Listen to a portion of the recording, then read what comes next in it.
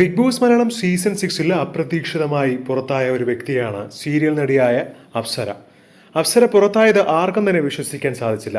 എന്തിന് അപ്സര പോലും വിചാരിച്ചു താനിവിടെ 100 ദിവസം നിൽക്കും, അല്ലെങ്കിൽ ടോപ്പ് 5 വരാൻ യോഗ്യതയുള്ള മത്സരാർത്ഥിയാണെന്ന്. അത്രയും നല്ല രീതിയിലുള്ള ഗെയിമർ കൂടിയായിരുന്നു അപ്സര.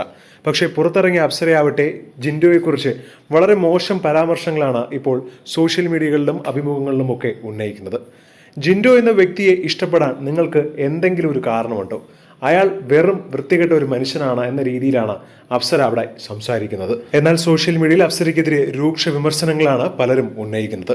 ജിൻഡോയെ ഇഷ്ടപ്പെടാൻ കാരണമുള്ളതുപോലെ തന്നെ നിന്നെ വെറുക്കാനും ഞങ്ങൾക്ക് ഒരുപാട് കാരണങ്ങളുണ്ട്.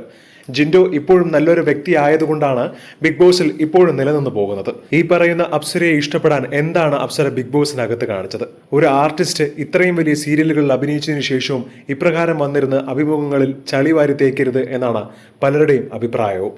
അപ്സരയ്ക്ക് ഫാൻ സപ്പോർട്ട് കുറഞ്ഞതിന് കാരണവും ഈ ഒരു രീതിയിലുള്ള സംസാരം മാത്രമായിരുന്നെന്നും അപ്സരയ്ക്ക് അഹങ്കാരം ഭയങ്കരമായിരുന്നുവെന്നും താൻ തന്നെ വിജയിയായെന്ന് വിചാരിച്ചത് കൊണ്ടാണ് അപ്സര ഇപ്പോൾ പുറത്തായത് എന്നൊക്കെയുള്ള രൂക്ഷ വിമർശനമാണ് ഇപ്പോൾ അപ്സരയ്ക്കെതിരെ പ്രേക്ഷകരും കുറിക്കുന്നത്.